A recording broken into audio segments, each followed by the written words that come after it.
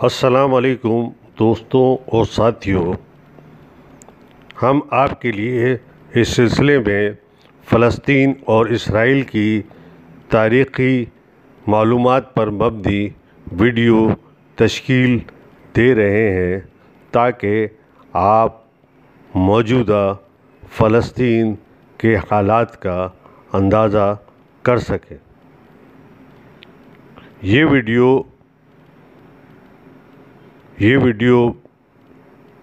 یروشلم اور فلسطین کے متعلق صلیبی جنگوں سے متعلق ہے۔ یروشلم اسلام، یہودیت اور عیسائیت تینوں مذاہب کے پیروکاروں کے لیے مقدس شہر کی حیثیت رکھتا ہے۔ اس لیے ان تینوں مذاہب میں اس کی بہت اہمیت ہے۔ 63 قبل مسیح میں قدیم رومن سلطنت نے فلسطین کو فتح کر لیا تھا اور یوں یروشلم اس کے زیر تسلط آ گیا۔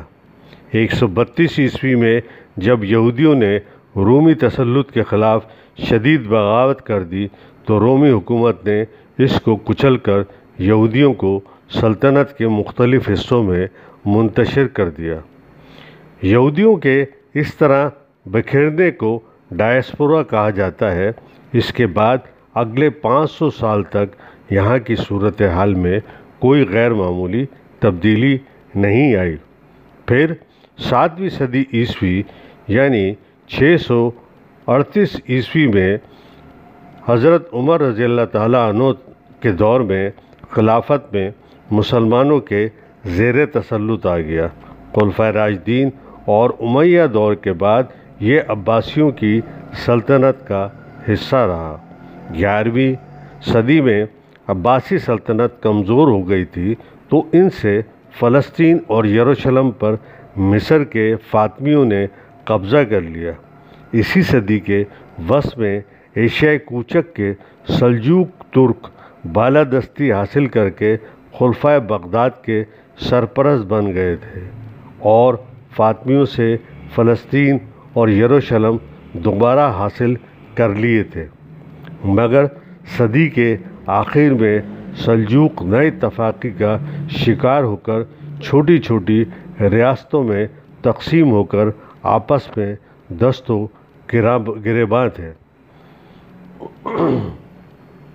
ایسے میں بازنطینی مشرقی رومی سلطنت کے بادشاہ کی دعوت پر لاطینی یعنی کیتھولک یورپ کے پوپ اربن دوم نے یروشلم کو مسلمانوں سے چھین لینے کے لیے جنگوں کا آغاز کر دیا۔ ان کو صلیبی جنگیں کہا جاتا ہے۔ صلیبی جنگوں کا یہ سلسلہ 200 سال 1095 سے 1291 تک کے عرصے پر محیط ہے۔ ان جنگوں کا بنیادی محرک اگرچہ مذہبی تھا، تاہم ان میں کچھ دوسرے عوامل معاشی، سیاسی اور مہماتی وغیرہ بھی کارفرما تھے۔ پہلی صلیبی جنگ کے لیے یورپ بھر سے مختلف حکمران شہزادے، لارڈز، امراء اور عام عیسائی 1095 میں لشکر بنا کر روانہ ہوئے تھے۔ یہ صلیبی لشکر 1097 کو قسطنطنیہ پہنچ گیا۔ وہاں سے انطالیہ پر سے طویل سفر کر کے لمبے محاصرے کے بعد شام پر قبضہ کر لیا۔ جون 1099 میں یروشلم فتح کر کے یہودیوں اور مسلمانوں کا بے دریغ خون بہایا۔ مقامی رقابتوں اور مذہبی اختلافات کے باعث سلجوق حکمران عیسائی حملہ آوروں کے خلاف متحد نہ ہو پائے۔ یروشلم پر قابض ہونے کے علاوہ صلیبیوں نے شام اور فلسطین میں 4 چھوٹی ریاستیں یروشلم، انوٹوچ، ٹریپولی اور ادیسا بھی قائم کر لی، جن کے خلاف مسلمان قیادت نے جہاد کا اعلان کر دیا۔ 1144 میں شام میں صلیبیوں کی قائم کردہ ریاست ادیسا پر نور الدین زنگی کی قیادت میں سلجوق ترک مسلمانوں نے قبضہ کر لیا، جس پر پوپ یوجینس نے دوسری صلیبی جنگ 1147 تا 1149 کا حکم دے دیا۔ فرانس اور جرمنی کے لشکر مشرق وسطی آ گئے مگر ناکام لوٹے۔ 1174 کے بعد سلطان صلاح الدین ایوبی جو مصر اور شام کے حکمران بن گیا تھا، علاقے میں ایک مضبوط مسلمان رہنما کی حیثیت سے ابھر آیا تھا۔ 1187 میں اس نے فلسطین پر حملہ کر کے یروشلم کو عیسائیوں کے تسلط سے آزاد کرایا۔ انوٹوچ اور طائر کے سوا تمام شہر صلیبیوں سے بازیاب کرا لیے۔ یروشلم کی بازیابی کے لیے پوپ کے حکم پر تیسری صلیبی جنگ 1179 تا 1192 شروع کی گئی، جس میں یورپ کے طاقتور حکمرانوں انگلستان کے رچرڈ شیردل، فرانس کا آگسٹس فلپ اور جرمنی کا فریڈرک بارباروسا نے حصہ لیا۔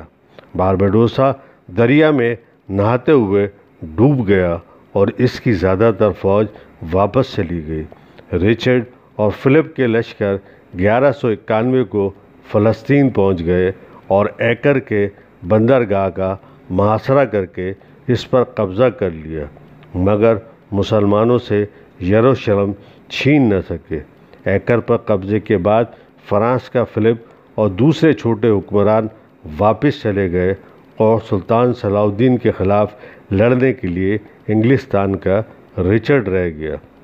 سلطان صلاح الدین ایوبی نے رچرڈ کے ساتھ 1192 میں معاہدے کے تحت بحر روم کے کچھ ساحلی شہر صلیبیوں کے پاس رہنے دیے اور ہر سال محدود تعداد میں عیسائی زائرین کو یروشلم کی زیارت کی اجازت دے دی۔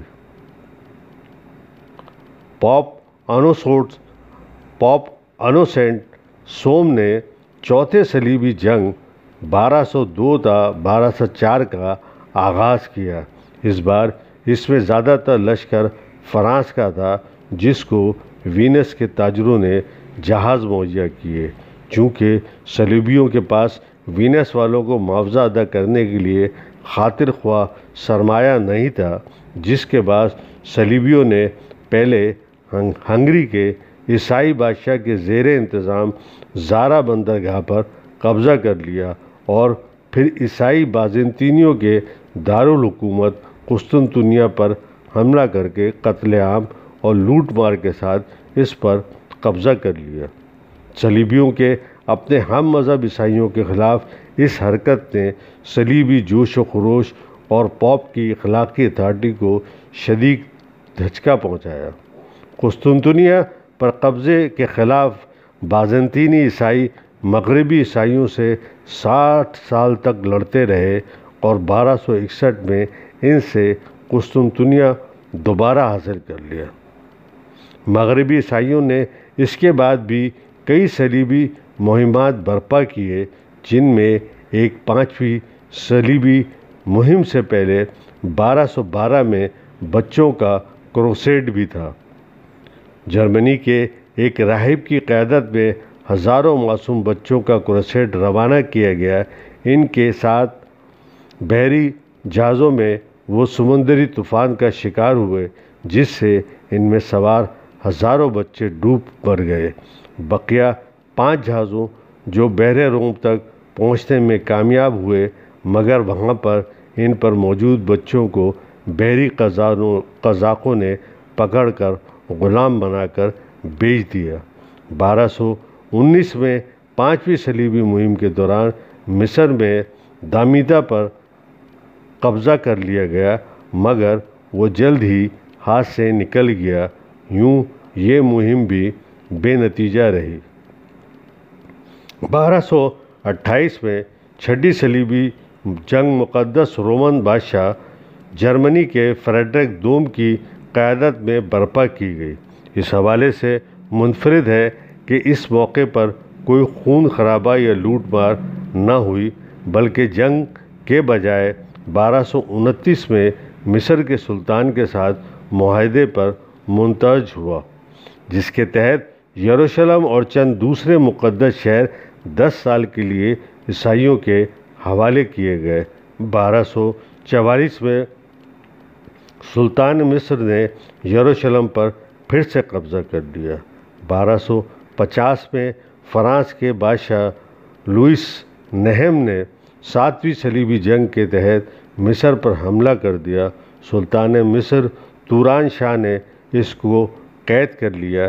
عیسائیوں نے زر فدیہ دے کر شاہ فرانس کو سلطان مصر کی قید سے رہائی دلوائی۔ چند سال بعد اسی شاہ فرانس نے تیونس پر حملہ کر دیا، مگر وہاں وہ تپیدق میں مبتلا ہو کر فوت ہو گیا۔ یوں یہ صلیبی جنگ بھی ناکام ہوئی۔ 1268 میں فرانس کے اگلے بادشاہ لوئس دہم اور برطانیہ کے ایڈورڈ پرنس آف ویلز نے مل کر فلسطین اور شام پر چڑھائی کی، مگر مصر کے مملوک سلطان بیبرس نے ان کو شکست دے کر یہ آخری صلیبی جنگ بھی ناکام بنا دی۔ اس زمانے میں وسط ایشیا اور مشرق وسطیٰ کے مسلمانوں کو منگولوں کے یلغار کا بھی سامنا رہا تھا۔ سلطان بیبرس نے نہ صرف صلیبیوں کو ناکام بنا دیا بلکہ ہلاکو خان کے منگولوں کو بھی شام و فلسطین سے نکالا۔ منگولوں کا خطرہ فروغ کرنے کے بعد 1291 تک ترکوں نے تمام عیسائی قلعے فتح کر کے صلیبی جنگوں کا قصہ پاک کر دیا۔ یوں صلیبیوں کا یروشلم سے مسلمانوں کو نکال باہر کرنے کا تقریباً 200 سال پر محیط جد و جہد مکمل طور پر ناکام ہو گئی۔ دوستوں اور ساتھیوں، آپ سے درخواست ہے کہ ہمارے یوٹیوب چینل احساس انفو کو سبسکرائب کیجیے اور انہیں شیئر کر کے عوام تک آگاہی پہنچانے کی اس مہم میں ہمارا ساتھ دیجیے اور ہمارے حوصلہ افزائی کیجیے۔ شکریہ۔